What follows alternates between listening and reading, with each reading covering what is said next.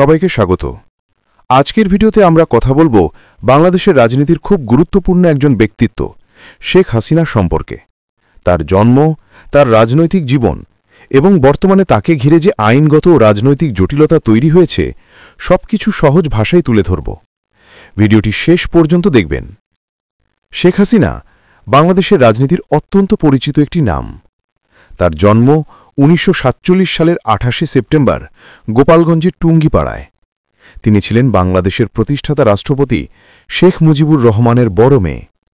১৯৭৫ সালে সেই মর্মান্তিক ঘটনায় তার পরিবারের প্রায় সবাইকে হত্যা করা হয়। সেই সময় তিনি বিদেশে থাকায় প্রাণে বেঁচে যান। এরপর দীর্ঘদিন তাকে প্রবাসে জীবন কাটাতে হয়। দেশে ফিরে তিনি আওয়ামী লীগের নেতৃত্ব গ্রহণ করেন এবং ধীরে ধীরে বাংলাদেশের রাজনীতিতে সবচেয়ে শক্তিশালী নেত্রী হিসেবে উঠে আসেন। ১৯৯৬ সালে প্রথমবার প্রধানমন্ত্রী হন তিনি। পরে দীর্ঘ সময় ধরে দেশের উন্নয়ন ও অবকাঠামোগত পরিবর্তনে বড় ভূমিকা রাখেন।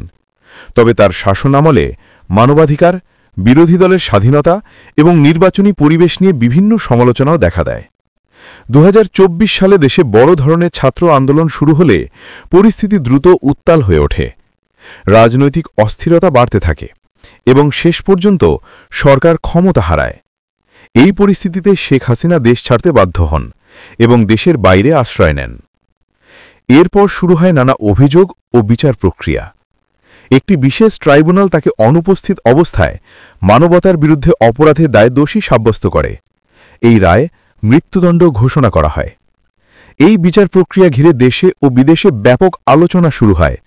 মানবাধিকার সংগঠনগুলো বলছে বিচারটি পুরোপুরি স্বচ্ছ ছিল না এবং তিনি নিজে আদালতে উপস্থিত না থাকায় প্রতিরক্ষা দেবার সুযোগ ঠিকভাবে পাননি।